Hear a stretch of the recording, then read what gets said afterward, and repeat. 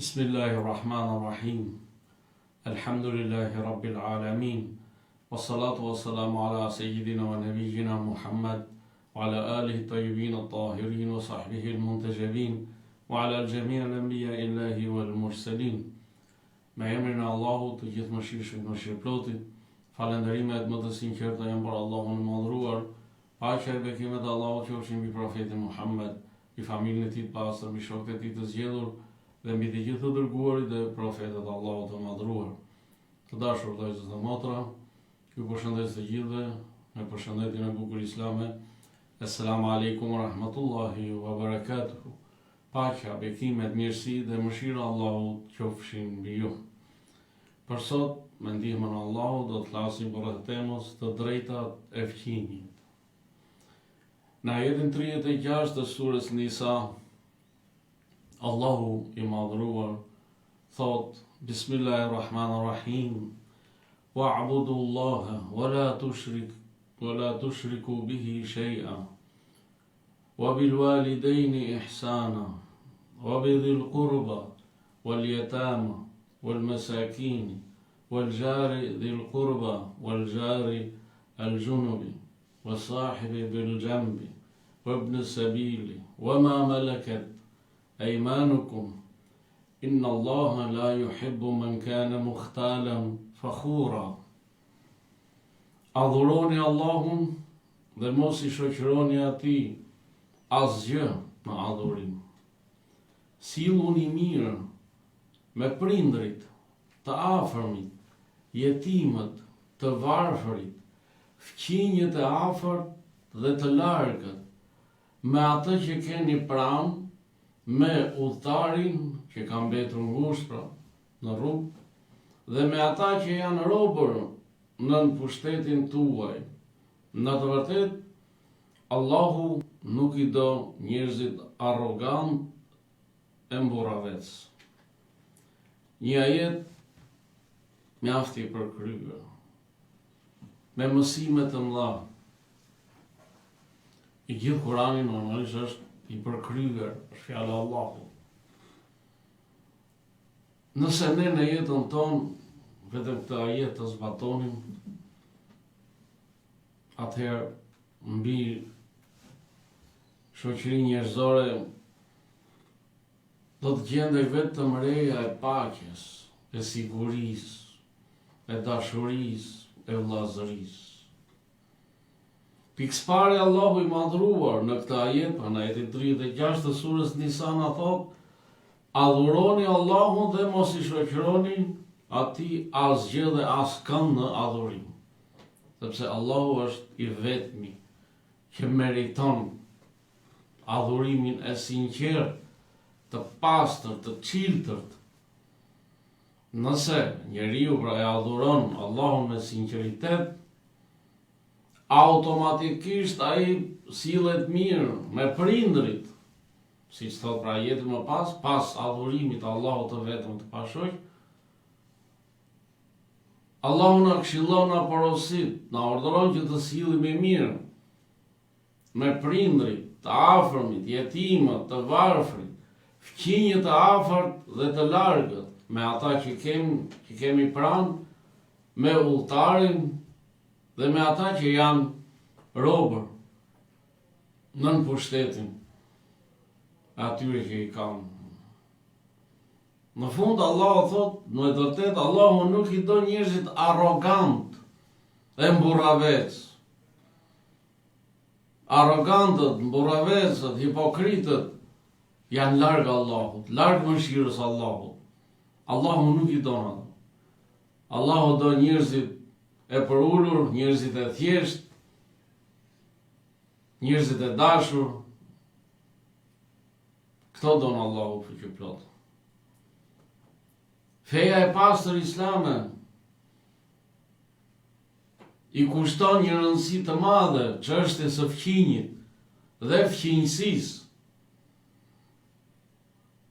duke I caktuar për fqinje të drejta, detyrime që ndonjëherë pra njeriu mund të çuditet nga numri I madh I këtyre të drejtave të fqinjit. Vërtet, fqinji ka një pozitë të madhe në fenë islame. Edhe nëse është jo besimtar, Islami pra i kushton rëndësi çështjes së fqinjësisë dhe bën thirrje që ndjekësit e tij, pra muslimanët, të jenë të sjellshëm ndaj fqinjve, dhe Islami e ka ndaluar rreptësisht lëndimin e fqinjit. Është transmetuar nga profeti Muhammed sallallahu alaihi wa alihi, i cili ka thënë: vërtet, Allahu i lartësuar më porositi për fqinjët, aq sa mendova se do të bëhet trashëgimtari im, thot profeti. Pra çfarë pozitë të lartë ka fqinjit në fenë e pastër islame. Feja islame është fe shoqërore, sociale, fe e bashkëpunimit në mirësi, në devotshmëri, fe e moralit të lartë, fe e sjelljes së mirë. Nëse ne lexojmë pra transmetimet e ardhura nga profeti Muhammed, nga familja e tij e pastër, nga shokët e tij të nderuar, do të kuptojmë se fqinji ka shumë të drejta. Ndërto do të përmendim sot për 10 të drejtat e fqinjit, pra sipas fesë islame, sipas transmetimeve të ardhura nga profeti Muhammed sallallahu alaihi wa alihi dhe nga familja e tij e pastër dhe e nderuar. E drejta e parë, ta ruash fqinjin kur është i pranishëm apo jo i pranishëm. Pra ta ruash fqinjin. Besimtari duhet pra ta ruaj nderin e fqinjit të tij, pasurinë e tij, sidomos kur ai është larg, pra nuk ndodhet, nuk është i pranishëm. Ta mbroj nga fjalët e liga, ta mbroj nga përgojimi, nga shpifja, dhe jo të hyrë në vallën e këtyre pra të përgojimi, të shpifjes dhe të urrejtjes, as edhe një herë. Duhet ta mbroj pra fqinjin e tij. Imam Sajjadi Ali ibn Husein, paqja qoftë mbi të, ka thënë: bëhu gjithmonë paq për të, pra për fqinjin, duke e mbrojtur nga fjalët fyese. Gjithashtu në librin Mesazhi të drejtave, Risalatul Huquq, që është po Imam Zainul Abidin, paqja qoftë mbi të, ai ka thënë: e drejta e fqinjit është që ta ruash atë kur mungon. Pra kur ai nuk është i pranishëm, ta ruash atë. Të ruash familjen e tij, pasurinë e tij. Pra kjo është e drejta e parë e fqinjit. E dyta, ta respektosh fqinjin kur është i pranishëm.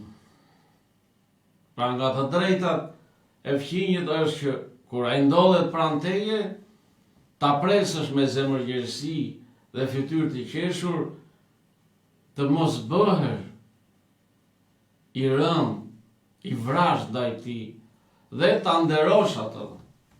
Sepse Allahu i ka nderuar të gjithë bijtë e Ademit. Profeti ynë i dashur, profeti i mëshirës, mbarësi i moraleve të larta, njeriu më i lartë, më i përkryer, ka thënë: nuk beson 3 herë. E pyetën: kush është ajo i dërguari i Allahut? Profeti i tha: ai i cili fqinji nuk është i sigurt nga të këqijat e tij. Pra nuk ka besuar ai person i cili fqinji vet nuk është i sigur nga të qijat e tij, nga dëmtimet, nga lëndimet e tij. Nuk përputhet besimi me lëndimin e tjetrit, as me dëmtimin e tjetrit, as edhe një herë. Besimi është pastërti, është mirësi, ndërsa lëndimi i tjetrit, dëmtimi i tjetrit, është pa gjuna, është mëkat, është e keqe e madhe. Nuk mund të jetë një besimtar i pastër ndërkohë që dëmton apo lëndon fqinjin e tij apo dhe njerëzit e tij përreth. Në mesazhin e të drejtëve të Imam Zainul Abidin thuhet: ta nderosh atë pra fqinjin kur është i pranishëm. E drejta e tretë, ta ndihmosh kur është i dëmtuar dhe i është bërë pa drejtësi. Ta ti dalësh në ndihmë fqinjit kur është viktim e pa drejtësisë, dhe jo të shkosh pra pas atyre që i kanë bërë pa drejtësi. Imam Sejjadi, paqja e qoftë mbi të, ka thënë: dhe ta ndihmosh pra fqinjin kur ati i bëhet pa drejtësi. Pa të jesh në krah të fqinjit pra kur i bëhet pa drejtësi. Feja e pastër islame urdhëron që të jemi në krah të çdo pa drejtit, çdo të shtypuri. Ta kundërshtojmë çdo lloj zullumi, çdo lloj pa drejtësie, çdo lloj shtypje, çdo lloj privimi. E drejta e katërt, ta këshillosh fqinjin në gjërat që i interesojnë. Këshilla është tregues i kujdesit dhe i dashurisë për fqinjin. Duhet që fqinji të këshillohet me mirësjellje dhe në mënyrë private dhe jo në sy të tjerëve. Imam Aliu, paqja e qoftë mbi të, ka thënë: kush e këshillon vëllain e tij në fshehësi, e ka nderuar atë. Kush e këshillon haptasi, e ka poshtruar. Edhe pse i dëshiron të mirën, por jo që ta këshillosh haptasi apo në sy të tjerëve. Të përpiqesh që fqinjin ta këshillosh pra në privatësi, në fshehësi. Imam Sejjadi, paqja e qoftë mbi të, ka thënë: nëse e di se ai pra fqinji e pranon këshillën tënde, këshilloje privatisht. Këshilla, apo e drejta, drejta e pestë prej të drejtave të fqinjit. Të ndash me të, pra me fqinji, gëzimet dhe hidhrimet. Mëshira dhe solidariteti janë themeli i shoqërisë islame. Fqinji ka të drejtë që ti të gëzohesh për gëzimin e tij dhe të ndjesh dhimbje për fatkeqësinë e tij. Vizitoje kur është i smur dhe merr pjesë në varrimin e tij. I dashur i zemrave tona, profeti Muhammed Mustafa, paqja e bekimet Allahut qofshin mbi të dhe mbi familjen e tij, ka thënë: nëse sëmuret, pra fqinji, vizitoje. Nëse vdes, përsille, pra shoqëroje xhenazën e tij. Nëse ka gëzim, uroje. Nëse goditet nga fatkeqësia, shprehi atij ngushëllimet. Këtë na porosit profeja pastër islam. Këtë na porosit profeti Muhammed sallallahu alaihi wa ali, si dhe familja e tij e pastër, shokët e tij të nderuar. Feja islame erdhi për të ndërtuar njeriu në formën më të mirë, për ta edukuar ashtu siç e do krijuesi. E drejta e gjashtë e fqinjit është ta falësh dhe të pranosh ndjesën e tij. kur fqinji vjen dhe të kërkon ndjes për diçka, ndoshta ai mendon se ka gabuar, ti ta pranosh ndjesën e tij, thot Islami, dhe t'ja falësh atij gabimin. Në librin Risalet al-Hukuk, mesazhi të drejtave thuhet, ti falësh gabimet dhe t'ja mbulosh fajet, pra gjunahet, fqinjit. Është detyrë. Pra, ti falësh gabimet dhe t'ja mbulosh fajet për fqinjit. E drejta e 7, ti japësh hua nëse kërkon. Profeti Muhammed sallallahu alaihi wa ali ka thënë, nëse fqinji të kërkon hua, jepi. Nëse të kërkon ndihmë, ndihmoje. Nëse ka nevojë, ndaje me të, thot. E drejta e 8, mos ndërhyj në jetën e tij private. Për moralit të lartë është që të mos ndërhysh në punët personale të fqinjit, të mos espionosh apo të përpiqesh të zbulosh sekretet e tij. Ky është mëkat i madh në fenë e pastër islame. Profeti Muhammed sallallahu alaihi wa ali ka thënë, mos ndërto më lart se shtëpia e tij e fqinjit, për ta parë dhe për t'i bllokuar ajrin, përveçse me lejen e tij. Me lejen e fqinjit, nëse dëshiron të ndërtosh më lart se shtëpia e tij, me lejen e fqinjit të bësh ndërtimin. Imam Sajjadi, paqja qoftë mbi të, ka thënë, mos i ndiq të fshehtat e tij, pra të fqinjit. Nëse merr vesh diçka të keqe për atë, mbuloje. Dhe jo të bësh të lalli për ta përhapur atë të keqe, mbuloje. Kushdo që i mbulon një të keqe vëllait të tij në këtë jetë, Allahu do t'ia mbulojë të këqijat e tij në jetën tjetër. Këtë na porosit për Islam. E drejta e 9, mos e dëmto fqinjin. Dëmtimi i fqinjit është mëkat i madh në fenë islame.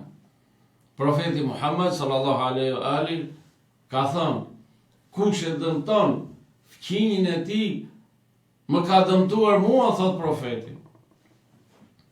Kush më ka dëmtuar mua, ka dëmtuar Allahu.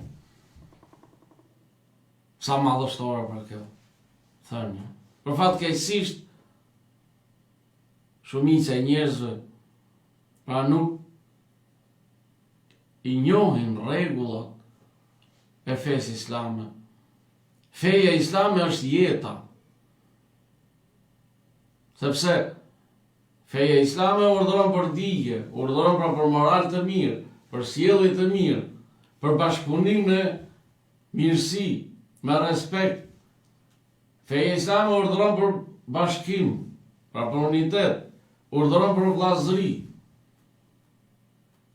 Feja islame e ndalon rrepësisht përçarjen, e ndalon urrëtitjen, e ndalon armiqsinë, e ndalon vrasjen, e ndalon vjedhjen, e ndalon pra kurvëllëkun.